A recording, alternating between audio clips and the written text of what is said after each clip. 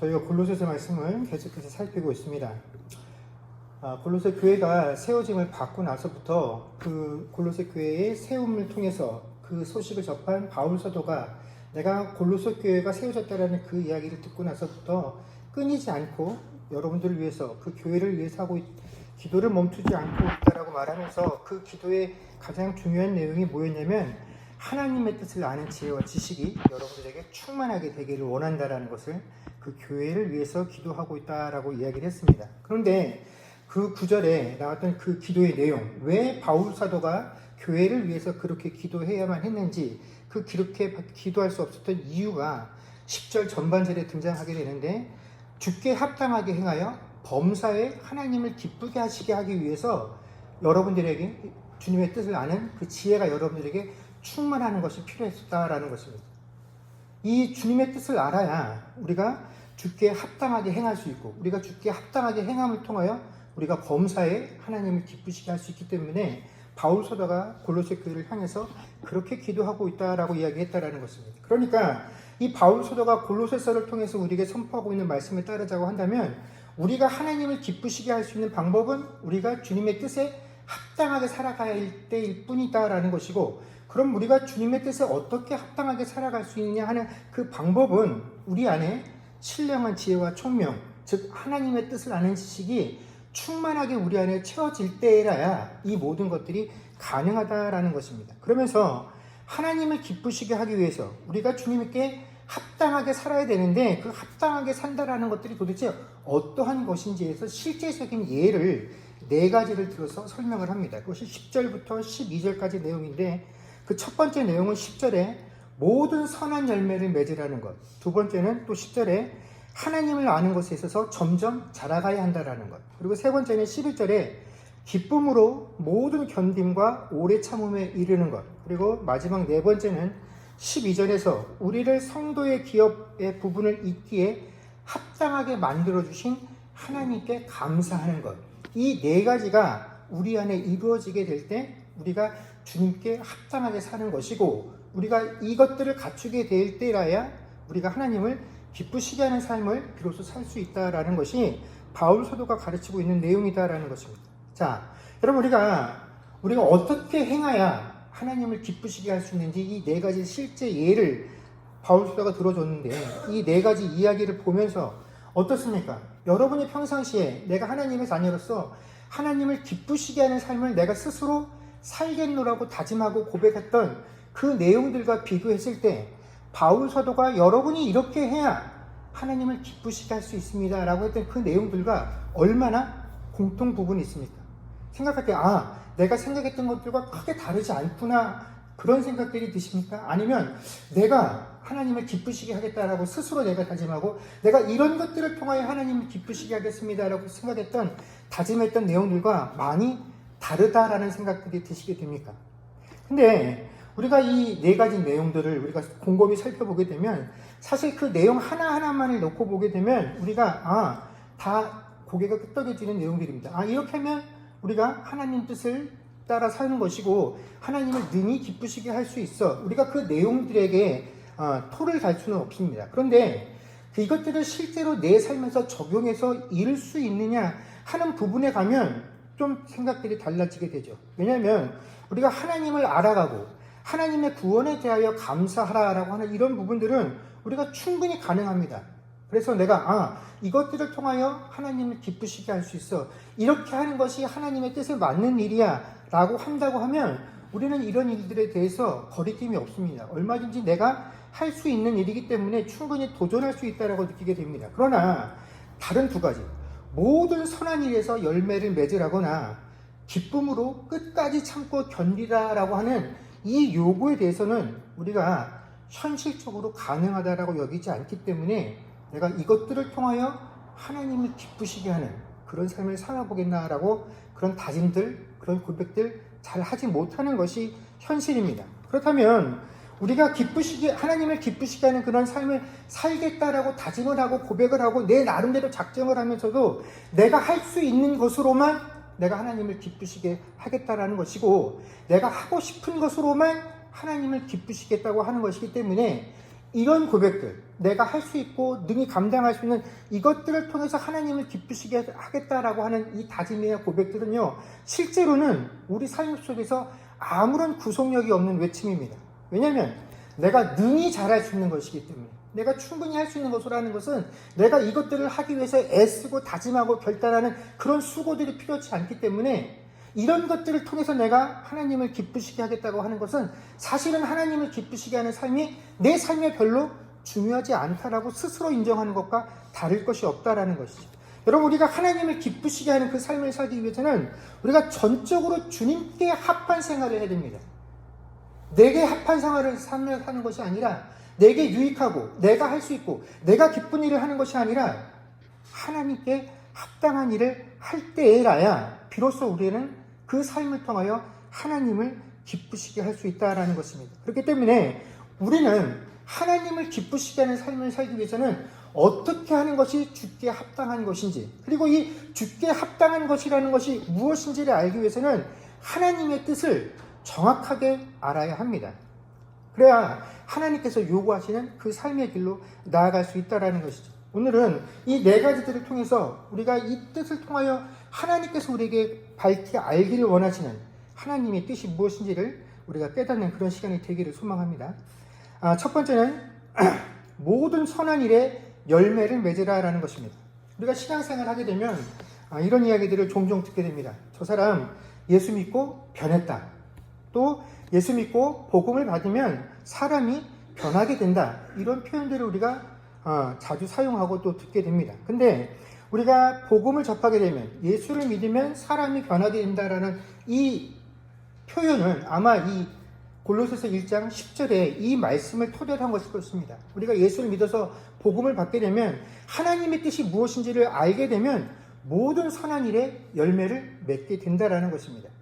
근데 안타깝게도 우리가 그동안 신앙생활을 하면서 이 교회 안에서 이 말씀, 모든 선한 일에 열매를 맺게 되어진다는 이 상황들을 우리가 살펴보게 되면 대체로 술 마시던 사람이 술을 끊게 되는 것, 교회 나와서 담배를 끊게 되는 것, 그 전에는 도박도 하고 노름도 하고 세상 좋아해서 자기 일을 찾다가 이제 교회 다니게 되면서 이런 것들을 좀 줄이고 끊게 되는, 이런 것들을 우리가 예수 믿으면, 교회 나오면 변화되는 것으로 인식을 했다라는 것입니다. 그런데 우리가 교회가 이곳에 우리에게 소개되어지고, 기독교가 2000년, 개신교가 우리나라에 들어온 지도 100년이 넘는 역사를 겪으면서도 아직도 예수 믿고 사람이 변화되었다라는 인식에서 여기서 크게 벗어나지 못하고 있는 것이 우리의 현실입니다. 물론 술 마시던 사람이, 담배 피우던 사람이, 도박하던 사람이 이것들을 포기하는 것도 분명히 믿음이 생겨난 일입니다. 믿음의 결과입니다. 그러나 성경은 우리에게 그 정도 수준의 변화를 요구하는 것이 아닙니다. 성경은 우리에게 무엇을 요구하고 있습니까? 모든 선한 일에 열매를 맺으라라고 요구하고 있다는 것입니다. 그래서 정작 우리가 술, 담배 끊고 도박 끊는 그 일들에는 굉장히 애를 쓰고 열을 내지만, 정작 모든 선한 일에 열매를 맺으라는 이 하나님의 말씀과 요구에는 소홀한 것이 사실이죠. 우리가 자기의 유익을 위해서는 상대방에게 거짓말하는 것 전혀 불편해하지 않습니다. 내가 마음속으로 누군가를 얼마든지 미워해도 겉으로만 드러나지 않으면 우리는 상대방을 미워합니다. 그 사람들을 속입니다. 하나님보다 세상을 더 사랑하고, 하나님은 우리에게 낮아지고 겸손해지라고 요구하시지만, 낮아지고 겸손해져서 누군가를 섬기는 것보다는, 이 말씀의 열매를 맺으며 살기보다는 누군가보다 더 높아지고 다스릴 수 있는 자리, 군림할 수 있는 자리에 올라가서 이렇게 높아지는 것만들을 우리 삶의 열매다라고 우리가 계속해서 추구하기 때문에 신자들의 삶이 하나님의 말씀의 열매들이 맺어지지 않고 그저 눈에 보이는 이런 세속적인 열매 맺어지는 것에 만족하기 때문에 우리 삶에 하나님의 말씀의 열매들이 맺혀지지 않는 것, 우리가 모든 선한 일에 열매를 맺지 못하고 있다는 이 사실에 대해서 문제의식을 전혀 느끼지 못한다는 것입니다. 세상적으로 내가 잘 되고 있으면, 풍족하면, 세상적인 조건들 때문에 다른 사람들이 나를 인정하고 부러워하고 있다고 한다면 내가 하나님께 사랑받고 있다고 생각한다는 것이에요. 그래서 그 말씀의 열매를 맺지 못한다는 사실에 대해서 두려움이 전혀 없는 것, 이것이 하나님을 알아가는 그 지식들이 우리 안에 충만하지 못할 때 벌어지는 일들이다라는 것입니다. 앞에도 말한 것처럼 술을 끊고 담배를 끊고 도박과 노름들을 끊는 것, 그리고 내가 이 땅에서 뭔가 성과와 업적을 거두기 위해서 열심히 사는 것, 여러분 그것도 분명히 우리 인생에 있어서 성과라고 말할 수 있습니다. 그런데 하나님은 우리에게 이 정도 수준의 요구를 원하시는 것이 아니에요. 이런 변화를 요구하시는 것이 아닙니다. 우리 삶의 모든 영역에 걸쳐서 당신의 자녀로서 맺어야 될 그 모든 열매들을 선하게 맺어야 한다라고 말씀해주고 계신다라는 것입니다. 우리에게 믿음이 있다라고 한다면 너에게 믿음이 있는 것을 우리가 어떻게 확인할 수 있느냐, 그 교회에 있는 사람들이 제대로 된 신앙생활을 하고 있는지, 그 공동체가 어떻게 나아가고 있는지, 그들이 행하고 있는 일들을 통해서 그들이 얼마나 선한 일들을 하고 있는지, 그들이 하는 일을 통하여 얼마나 하나님께서 기뻐하실 수 있는지, 그 행위로 그들의 믿음이 드러나야 한다라는 것입니다. 두 번째는 이 하나님을 아는 지식에 있어서 점점 더 자라나야 한다라는 것입니다. 여러분, 날이 갈수록 점점 더 하나님을 향한 우리의 지식들이 성장해서 참으로 하나님께서 무엇을 원하시고 무엇을 우리 삶에 요구하시는지에 대해서 우리가 익숙해지는 것이 하나님을 아는 지식에 점점 자라나는 그런 삶의 모습이다라는 것입니다.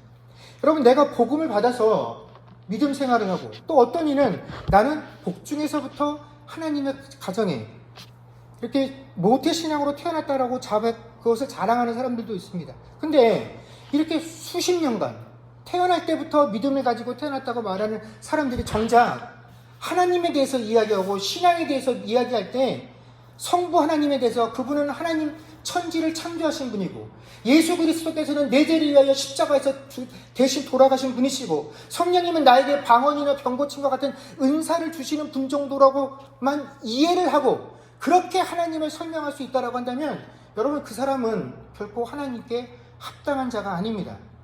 여러분, 그 정도만 하나님을 알고 있어서는 절대로 하나님을 기쁘시게 할 수가 없어요. 여러분, 우리의 신앙 연수만큼 우리가 응당 하나님을 향한 지식들이 자라나야 합니다.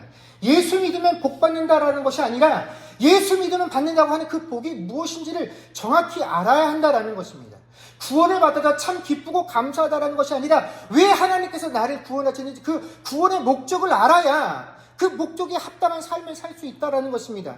근데 그것들을 제대로 알지 못하기 때문에 난 구원 받았어 라는 것으로 끝나게 되고, 구원받은 그 목적에 합당한 삶을 살지 못하기 때문에 수많은 교회와 신자들이 점점 늘어나고 있음에도 불구하고, 기독교가 이 땅에 세워지고 선포되는 역사가 2000년이 넘었음에도 불구하고 그 2000년 전보다 세상을 향한 이 기독교의 신뢰가 더 떨어지고 있다는 것입니다.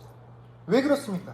2000년의 시간이 우리로 하여금 하나님을 아는 지식을 우리에게 더욱더 풍성하게 만들어줘서 우리로 하여금 하나님 뜻에 더욱더 합하게, 그래서 그 결과로 우리가 하나님을 기쁘시게 하는 삶을 사는 것이 아니라 시간이 흐르면 흐를수록 우리들의 신앙이 그 반대로 가고 있기 때문에 그렇다는 것입니다.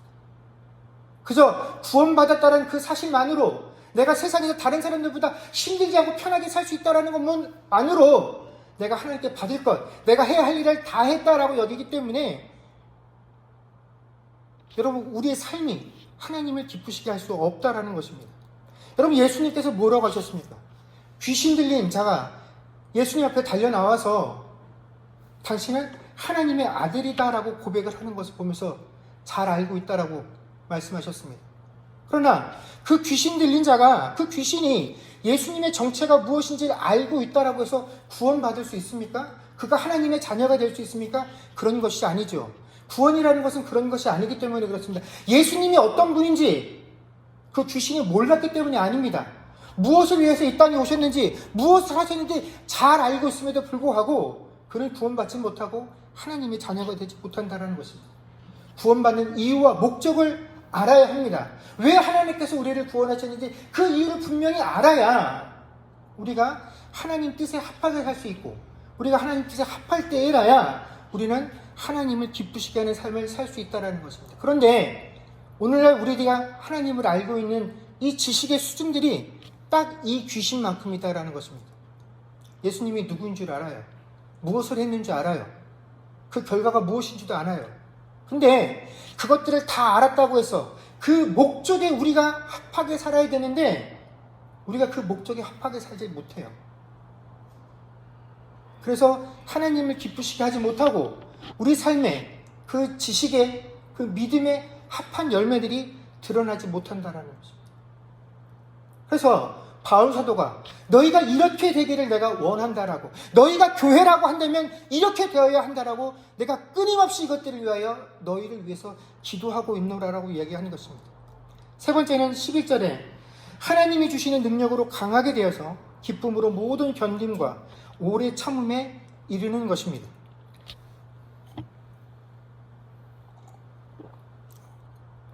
이 11절에 등장하게 되는 모든 견딤과 오래 참음이라는 그 의미는 제가 그 전에 소망의 인내에 대해서 이야기하면서 언급했던 것처럼 이 인내라는 것, 오래 참음이라는 것이 고통이나 어려움을 참아낸다라는 의미가 아니라 뭐라고 했습니까? 흔들림 없이 견고하게 서 있는 것, 이것을 저희가 견딤, 오래 참음이다라고 이야기를 했습니다. 그래서 하나님을 아는 그 지식으로 충만하게 채워진 사람들은 행위와 지식에 있어서 영적인 성장들을 하게 되는데, 이렇게 성장을 거듭한 사람들은 어떤 특징이 있냐면, 이런 사람들은 실제로 자신의 삶 속에서 여러 가지 시험과 환난을 만나게 되지만 흔들리지 아니하고 든든하게 그 자리, 예수 그리스도의 자리에 서 있게 된다라는 것입니다. 그래서 그것으로 인하여 하나님을 기쁘시게 하는 삶을 살 수 있다라는 것이죠. 여러분, 사실 우리가 교회 다니면서 아마 여러분도 저한테 설교 시간들을 통해서 아마 제일 많이 듣게 되는 말이 서로 사랑하라는 말보다 인내하고 참아주라는 그 말을 훨씬 더 많이 들으실 겁니다. 저도 그 얘기를 많이 한다는 걸 느끼고, 또 우리에게 필요한 것들이 이 참고 인내하는 것이다라는 생각들을 많이 하게 됩니다. 근데 이 인내하고 참으라고 하는 이 요구가 신자인 우리들에게 참 부당하고 불공평하다고 느껴질 때가 많이 있죠. 왜 우리만 도대체 참아야 됩니까? 왜 하나님 끊임없이 우리들에게만 참으라고, 인내하라고 요구하십니까? 불신자들은 인내하거나 참는 것에 아무런 관심이 없어요. 자기의 욕심을 따라 살면서 그 욕심을 이루는 것을 통해서 오히려 사람들에게 칭찬을 받습니다. 존귀함을 여김을 받습니다. 그런데 왜 우리는 그들에게 다 양보하고 늘 인내하고 참아줘야 하느냐? 근데 교회를 다닌다고 해서 또 모든 사람이 이렇게 사는 것 아니에요. 교회 안에서도 이 하나님 말씀이 내게 이렇기 때문에 내가 인내해야지, 내가 참아야지, 내가 한 번 더 손해봐야지, 이렇게 사는 사람 뭐 한 반 정도 되면 다행일까요?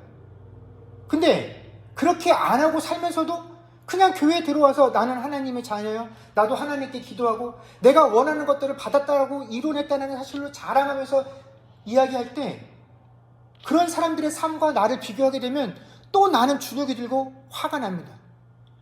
저 사람은 저렇게 살아도 자기가 원하는 걸 다 이루며 사고 만족하는 삶을 사는데, 하나님, 나는 그 인내하고 참으라고 하는 그 하나님의 요구가, 그 말씀이 내 안에 큰 박힘이 되어서 그것을 벗어나라고 할 때마다 나는 너무 마음이 아프고 쓸려요.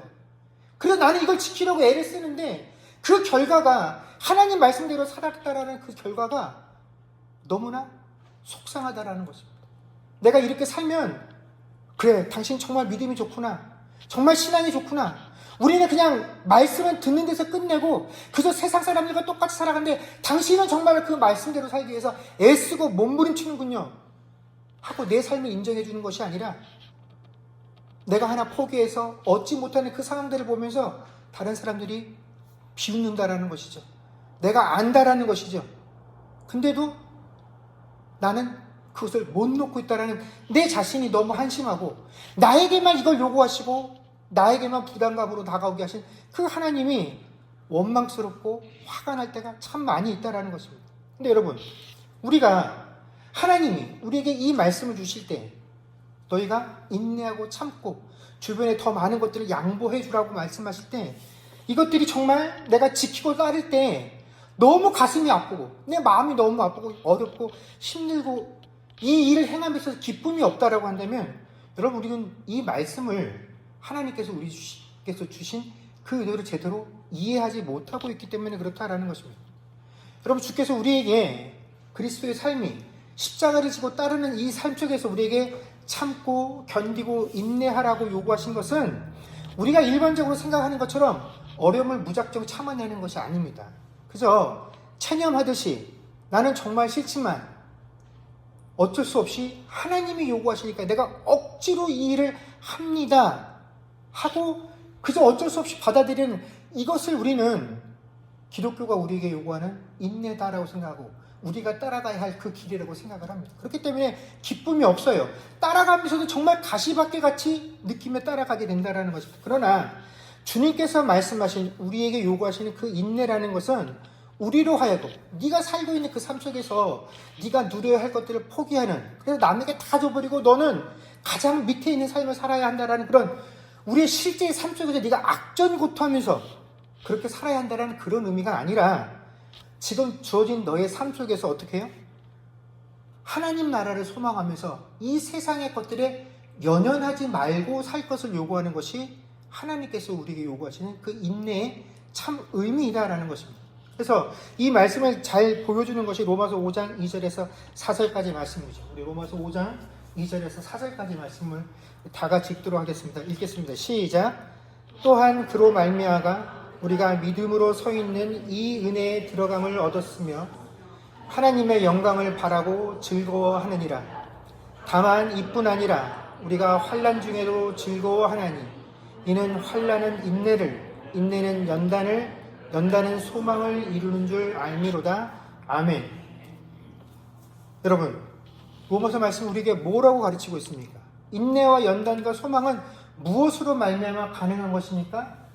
우리가 하나님의 영광을 바라고 즐거워함으로 우리가 이 모든 것들을 감당할 수 있다라고 성경은 말씀해 주고 계신 것입니다. 그래서 우리의 인내는, 성경이 우리에게 요구하시는 그 인내는 너에게 아무리 고통스러워도 그 고통을 무조건 참아내, 그 고통의 무게를 참아내는 것이 인내라고 말씀하시는 것들이 아니라 너희가 어렵고 힘들 때 하나님께서 우리에게 주신 그 약속의 소망에 대해서 흔들리지 말 것을 요구하시는 것이 인내라는 것입니다. 그런데 우리가 이 땅을 살아가면서 자꾸 하나님께서 우리에게 주신 약속을 세상의 것들과 자꾸 같은 것으로 같은 맥락에서 이해를 하기 때문에 우리가 세상의 것들을 얻지 못하고 세상의 것들을 포기하는 것에서 자꾸 실망감을 느끼고 거기서 아픔을 느끼게 된다는 것입니다. 그런데 우리가 지난 시간에 살핀 것처럼 우리에게 주어진 소망은 세상에 있는 것들이 아니에요. 어디에 있는 것입니까?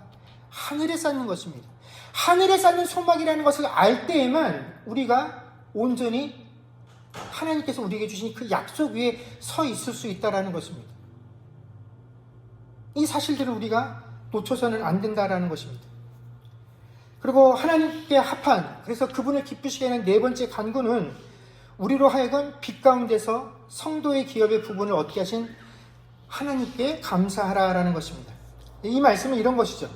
아무런 자격이 없는 우리를 하나님께서 당신의 상속의 기업을 부를 수 있는 그런 자격을 갖춘 그 자리로 우리를 불러들이셨다라는 것입니다. 그 자리를 하나님께서 우리에게 은혜로 허락해 주셨다는 것입니다. 그래서 그 사실로 인해서 하나님께 감사하라는 것이죠. 그러면 하나님께서 우리에게 주신 하나님 자녀됨의 그 상속의 목, 그 기업이 내용이 어떤 것이냐 하는 것이 13절과 14절에 설명이 되어 있습니다. 첫 번째 13절에는 흑암의 권세에서 우리를 건져내시고 사랑하는 아들의 나라로 우리를 옮기셨다라는 것. 그리고 두 번째는 14절에 그 아들 안에서 속량, 곧 죄사함을 우리로 하여금 얻게 하셨다는 이 두 가지 사실로 인해서 우리로 하여금 하나님께 어떻게 해요? 감사하라라고 이야기하고 있다는 것입니다. 여러분, 골로새서가 우리에게 하나님께 감사하라고 하는 이 내용들은 우리가 받은 구원의 크기가, 그 은혜가 얼마나 큰지를 제대로 이해할 때라야만 하나님께 드릴 수 있는 감사다라는 것입니다. 여러분, 우리가 기도 생활 중에, 신앙 생활 중에 하나님께 감사할 때, 내가 어떠할 때 하나님께 감사하는지 그 상황들을 한번 곰곰이 되돌아보십시오. 우리는 하나님께 감사한다고 말할 때 문제가 해결되었을 때 비로소 하나님께 감사하게 됩니다. 내 발등에 떨어진 시험과 환난거리들이 없어지고 난 이후에야 이것들을 없애주신 하나님께 감사하게 됩니다.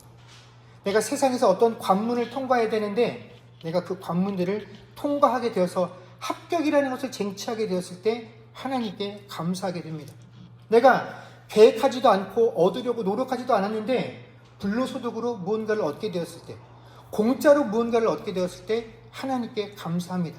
근데 정작 우리가 근본적으로 내가 하나님의 자녀가 되어서 하나님과 나 사이의 모든 관계가 형성되었다는 것을 알고 하나님의 자녀가 되었으면 내가 구원받았다라는 그 사실로 인하여 기뻐한다라고 말하는 우리가 정작 하나님께 하나님 자격 없는 나를 당신의 자녀로 하나님의 나라로 인도하여 이 안에서 당신의 기업을 받을 수 있는 이 자리로 불러주신 것을 감사합니다라는 그 감사는 사실 우리 삶 속에 별로 없다라는 것입니다.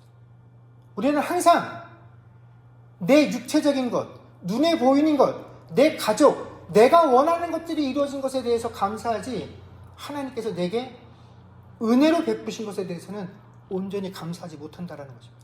근데 바울 사도는 우리에게 뭐라고 요구하냐면 너희가 하나님께 은혜로 받은 것에 대해서 철저하게 감사하라라고 이야기하고 있다는 것입니다. 사랑하는 주님의 교회 성도 여러분, 우리의 구속이 내가 구원받음이 하나님께 드려야 되는 가장 큰 감사의 제목입니다. 우리가 세상의 다른 사람들과 똑같이 멸망받아도 마땅한 자인데 그것들을 깨닫지 못한 채 죄악 속에 살고 있었는데 내가 의도하지도 않았고 바라지도 않았음에도 불구하고 하나님께서 이 모든 것들을 내게 베푸시고 나를 사랑하는 아들이요 딸이라고 불러주셨다는 이것보다 우리에게 더 감사할 일은 존재하지 않는다라는 것입니다. 사랑하는 성도 여러분, 우리가 살아가면서 하나님께서 내 필요와 내 간구를 채워주시고 이루어주시는 것들로 인하여 우리는 하나님께 감사합니다. 그런데 여러분, 이 감사는 다 못 들어도 괜찮아요. 여러분, 이런 걸로 감사한금 안 드려도 괜찮아요. 우리가 하나님께 감사한금을 드려야 된다고 한다면 이것으로 드려야 됩니다. 하나님, 나를 구원해 주신 것을 감사합니다. 하나님이 나를 구원하시지 않았다라고 한다면 하나님과 나와의 관계는 아무것도 아닙니다. 이 사실들을 우리가 제대로 인지하지 못하면 어떻게 됩니까? 우리의 삶은 그야말로 덧없고 의미 없는 것들이 되어지게 됩니다. 내가 하나님을 믿어서 하나님의 자녀가 되었더니 세상에서 늘 양보하고 포기하고 인내하고 참고 살아야 한다고 한다면 도무지 내 기쁨이 내 즐거움이 무엇이겠습니까? 그런데 구원받았다는 그 사실이 내 삶의 모든 것들보다 가장 크게 온전하게 드려야 될 감사의 제목이라는 것을 알 때에라야 우리는 하나님께서 내게 인내하고 참으라고 포기하라고 요구하시는 그 모든 것들을 포기하고 하나님의 자리에 서 있을 수 있다는 것입니다. 그래서 하나님, 내가 하나님을 포기하지 않고 하나님의 내게 요구하시는 그 삶의 모습들을 포기하지 않고 내가 세상의 것들을 포기하고 하나님 자리에 설 수 있는 것은 내가 당신의 자녀가 되었다는 이 사실이 그 어떤 것보다 나를 기쁘게 하고 이 땅에 그 어떤 것보다도 내 필요를 채워주는 것임을 내가 알기 때문에, 그것이 감사하기 때문에 내가 이것들을 포기하고 살아갑니다. 이 감사가 우리 안에 가장 크게 넘칠 수 있어야 된다는 것입니다. 그러니 여러분, 하나님께 구원받았다는 그 사실로 인하여 하나님께 온전하게 감사할 수 있는 저와 여러분 되기를 소망합니다. 우리가 기도하기 위해서 하나님 앞에 눈 감을 때마다, 눈을 떴을 때 내 옆에 누워있는 사랑하는 아내가, 사랑하는 남편이 나와 같이 하나님께 구원받은 자로서 살아갈 수 있다는 그 사실들에 대해서, 내 자녀들이 하나님께 구원받은 자녀로 살아가고 있다는 그 사실들에 대해서 하나님께 감사하고 기뻐할 수 있는 그런 감격의 삶들을 살아갈 수 있는 저와 여러분들이 될 수 있기를 주의 이름으로 축원합니다. 우리가 기독교 신앙을 하다 보게 되면 자주 언급하는 말들 중에 하나가 우리가 교회 안에서 기독교가 우리에게 가르치고 있는 이 가치관은 세상 속에 있는 그 가치관들과 다르다라는 이야기들을 자주 하게 됩니다. 아마 오늘 본문에서 사도가 언급한 기도의 목적, 그 기도의 내용, 그리고 우리가 하나님을 기쁘시게 하는 내용들이 이러한 것들입니다라고 하는 것들이 아마 그런 것들일 것입니다. 그런데 우리가 이것들을 쭉 살펴보게 되면 이런 내용들 하나하나가 우리가 일반적으로 우리가 세속적인 가치관과 기준들을 통해서 내가 하나님을 기쁘시게 하려고 했었던 그 내 목적들과 내 내용들이 하나님께서 정말로 우리에게 요구하시는 내용들과는 다르다라는 것들을 알 수 있을 뿐만 아니라 우리가 오늘 이 골로새서 말씀을 통해서 깨닫게 되는 것은 뭐냐면 이 전제, 출발에서부터 세상의 가치관들과 기독교의 가치관이 다르다라는 것입니다. 그게 뭐냐면 세상에서는 자리가 사람을 만든다라는 논리를 가지고 있습니다. 그러나 성경은 이런 가치관을 인정하지 않습니다. 여러분, 골로새서 1장 9절과 10절 말씀이 우리에게 말씀하고 있는 그 가장 큰 교훈의 핵심이 뭐냐면 하나님의 뜻을 아는 지식이 채워짐으로써 비로소 우리가 주님께 합당한 삶을 살 수 있다라는 것입니다. 그러니까 하나님을 올바르게 아는 일이 그 안에 있을 때, 우리 속에 일어날 때 비로소 우리가 어떻게 할 수 있다고요? 하나님께 합당한 삶을 살 수 있게 된다는 것입니다. 하나님을 올바르게 아는 그 지식이 우리가 하나님 앞에 합당하게 살아가는 원동력이 된다라는 것입니다. 그래서 신앙에 있어서는 자리가 사람을 만드는 그런 일들이 그래서 일어나지 않습니다. 저 사람에게 일단 그 직책을 주고 직분을 주고 일을 시키다 보면 그 일들을 통해서 배워서 깨달아서 하나님께 더 충성할 수 있으니까, 그러니까 그 자리에 그 사람을 세웁시다. 이런 일들은 교회 안에서는 벌어져서는 안 된다라는 것입니다. 봉사를 아무리 열심히 하고 직분을 아무리 좋은 직분을 받아서 열심히 교회 생활을 해도 여러분 그 안에 하나님이 아는 지식이 늘어나는 것과는 별반이다라는 것입니다. 오히려 그 사람이 아무런 직분이 없고 봉사하지 않고 있음에도 불구하고 신앙생활들을 하면서 그 연수가 흘러감에 따라서 하나님을 알아가는 그 지식들이 깊이가 비로소 커졌을 때, 그래서 그 지식이 깊어졌다는 그 사실이 그 사람의 행위를 통해서 우리들의 눈에 보이게 되었을 때 그 사람에게 직분을 주어도 늦지 않다라는 것입니다. 그때 그 사람에게 일을 맡겨도 늦지 않다라는 것입니다. 교회는 일을 시키는 것이 목적이 아니기 때문에 그렇다라는 것이죠. 여러분 생각해 보십시오. 목사라고 해서 다 하나님 뜻에 합당하게 행합니까? 모든 목사들이 다 하나님을 기쁘시게 합니까? 장로들이 그렇게 하던가요? 권사들이 그렇게 하던가요? 그 직분이 하나님을 기쁘시게 하는 사람 만드는 것 아닙니다. 행함이 지식을 이끄는 것이 아니라 하나님을 아는 지식이 우리로 하여금 하나님 앞에서 올바르고 합당하게 행할 수 있게 만들어주는 것이고, 그럴 때에라야 우리의 삶은 이 지식과 행함이 온전함을 이루어서 하나님을 기쁘시게 할 수 있다는 것입니다. 여기 더불어서 또 한 가지 우리가 전제로서 알고 있어야 되는 것은 세상의 지식은 결코 사람들을 합당한 행위로 인도하지 못한다라는 것입니다. 여러분 한국에서 가장 똑똑한 학생들, 문과 중에서 가장 똑똑한 사람들은 어디 갑니까? 법대 가죠. 그래서 법대에 진학을 해서 법관, 검사, 변호사가 됩니다. 그래서 그들은 열심히 자신들의 지식을 가지고 공부해서 시험을 통과하면 법관들이 되고, 이때 선서를 하게 되죠. 그들이 뭐라고 선서합니까? 내가 배운 이 지식, 이 법률의 근거에서 한치의 차별함 없이 공정하게 사람들을 대하고 이 법을 집행하겠다라고 선서를 합니다. 그러나 그 선서대로 사는 사람이 거의 없다라는 것을 우리는 이미 수많은 경험들을 통해서 잘 알고 있습니다. 그들은 오히려 남들보다 뛰어난 그 머리와 지혜와 그들이 얻은 지식들을 통해서 어떻게 합니까? 세상에 큰 해악을 끼치고 살아가고 있다는 것입니다. 이과에서는 제일 똑똑한 학생들이 어디에 진학하게 됩니까? 의사가 되죠. 이들도 히포크라테스 선서라는 것들을 하게 됩니다. 그 히포크라테스 선서의 내용을 다 소개하지는 못하지만 이 내용대로만 살면 그 사람들은 성인이라고 불러도 아깝지 않을 만큼 좋은 내용들을 담고 있습니다. 의사가 되기 위해서는 마지막 최종 관문이 이 선서를 하는 것입니다. 서슴치 않고 이 선서들을 함께 됩니다. 그리고 의사가 되죠.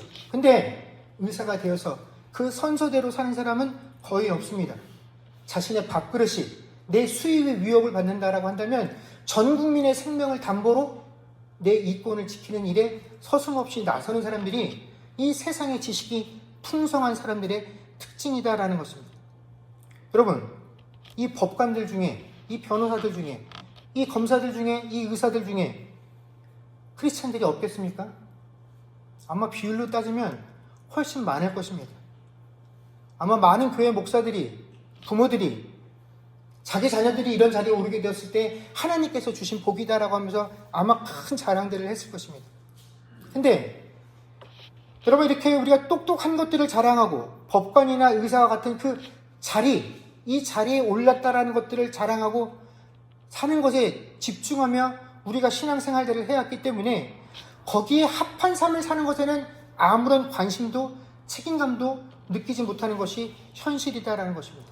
최소한 법관이 되었던 그 그리스도인들이, 의사가 되었던 그 그리스도인들이 그 히포크라테스 선서와 사람들 앞에 보여주는 그 법관으로서의 양심의 선서들에 대해서만큼은 내가 사람을 얼마든지 속이고 거짓말할 수 있고 만으로 여길 수 있다고 생각하지만, 그럼에도 불구하고 내가 살아계신 그 하나님께서 내게 구원을 베푸시고 내게 하나님의 뜻을 아는 그 지식을 통하여 하나님께 합당한 대로 살기를 원하셨다라고 하는 그 하나님의 요구에, 그 책임에 대해서 책임감을 느끼고 살아갔다고 한다면, 여러분, 내가 세상에서 불이익을 당하고 내가 수입이 좀 줄어드는 그 일들을 선택하라는 것에 대해서 동료들의 의식이 아닌 하나님의 시선을 의식하며 그 일들을 했다라고 한다면, 여러분, 우리가 살고 있는 세상은 훨씬 더 좋았을 것이다 라는 것입니다. 많은 그리스도인들이 정말로 무엇이 하나님의 뜻에 합한 것인지를 알기를 원했다라고 한다면, 그래서 그 하나님의 뜻을 알아서 거기에 합당하게 살았다라고 한다면, 여러분, 하나님이 기쁘시게 하는 그 삶을 통하여 이 세상은 지금보다 훨씬 좋아졌을 것입니다. 근데 우리가 거기에 관심이 없어요. 하나님의 뜻을 알고 싶어 하지 않아요. 내 미래가, 내 자녀의 미래가 어찌 될 것인지에 관심이 있지, 하나님의 뜻을 아는 것에, 하나님 뜻에 합하게 사는 것에, 그래서 정말로 그 하나님의 뜻에 합한 것들이 오로지 유일하게 하나님을 기쁘시게 할 수 있다는 그 사실들에 아무런 책임감이 없다라는 것입니다.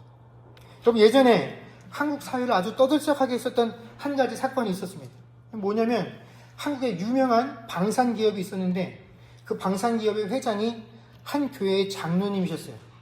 그 장로님이 자신이 회사에서 만든 비자금을 그 세탁하는 과정에 뭘 이용했냐면 교회 재정을 자기가 책임지면서 비자금을 교회 안에 끌어들이고 그 교회 돈을 운영하는 과정에서 자기의 비자금을 세탁 깨끗한 돈으로 만드는 이런 일들을 하는 과정이 나중에 들통이 나서 한번 크게 사회적으로 시끄러웠던 적이 있습니다. 제가 이 문제를 가지고 이제 당시에 주변에 몇몇 목사님들과 이야기를 하다가, 장로님도 참 문제가 많지만 내가 생각할 때 그 목사님한테 문제가 더 크다라고 제가 이야기를 했어요. 피력을 했습니다. 그 목사님이 그 교회에 재정적으로 큰 도움이 되고 유익을 끼치는 사람이었기 때문에 아마 그분의 요구를 무시하기 어려웠을 것입니다. 목사님이 잘못인 걸 알면서도 지적하지 못했을 것이에요. 그분이 이 교회에 끼치고 있는 영향력이 너무 크기 때문에. 그래도 하나님의 뜻이 무엇인지를 선포하는 사람의 입장이 있었다라고 한다면, 이걸 회중 앞에서 공개적으로 그 장로님을 비난할 수 없었다라고 하면 최소한 사적으로라도 그 장로님이 그 일을 못하도록 막아야 되고 조용하게 그 일에서 끊어냈어야 되지 않겠느냐라고 했더니, 그 이야기를 듣던 저보다 한 연배가 좀 높으신 목사님께서 저한테 대뜸, 그 장로가 니네 교회 장로였다라고 할지라도 네가 그렇게 할 수 있겠냐라고 저에게 되물으시더라고요. 그러면서 비난을 하셨습니다. 그래서 제가 닥쳐보지 않아서 모르겠지만 저라면 그렇게 하겠습니다 라고 대답을 해서 분위기가 아주 싸하게 끝난 적이 있었는데, 우리는 그런 사람들입니다. 무엇이 하나님을 기쁘시게 하는지를 분별해야 되는 사람들입니다. 그래서 그 뜻에 합당하게 살아야 되는 존재들입니다. 그거 외에는 하나님을 기쁘시게 할 수가 없어요. 내가 봉사를 많이 하고 헌신을 많이 하고 헌금을 많이 하고, 이건 내가 정한 거, 내 기쁨이에요. 내가 정한 것들 내가 하고 있어서 내가 만족스러워서 내가 안심이 돼, 내가 좋은 거지, 하나님이 기뻐하시는 것과는 별반이라는 겁니다. 하나님이 우리에게 명확하게 가르쳐 주시잖아요. 내 뜻을 알아라. 내 뜻을 분별하는 지식으로 너희 삶을 채워라. 그래서 거기에 맞게 살아라. 그것만이 나를 기쁘게 할 수 있다라고 이야기하고 있다라는 것입니다. 여러분, 오늘 이 골로새서 말씀은 우리가 뭐라고 말씀하고 있습니까? 하나님의 뜻을 아는 지식만이 우리로 하여금 하나님 뜻에 합당한 삶을 살 수 있도록 만든다라는 것입니다. 그래서 여러분, 신자인데 야, 왜 신자가 저렇게 살고 있지? 잘못된 행동을 하고 있다라고 한다면, 하나님께 합당하게 살지 못하고 있다라고 한다면, 여러분, 그 사람의 직분이 아무리 좋든, 교회에서 아무리 충성 봉사를 하고 있든, 여러분, 그 사람은 하나님을 모르는 겁니다.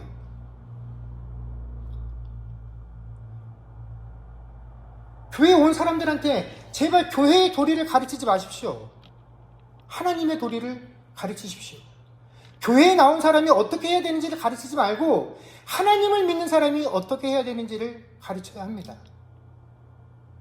교회에 충성하는 사람, 교회에 봉사하는 사람이 아니라 하나님의 뜻을 이 마음에 충만하게 채워서 그 하나님의 뜻에 합당하게 살아가는 사람들, 그것들을 세우는 것이 교회에 부름받은 우리들의 책무이다라는 것입니다.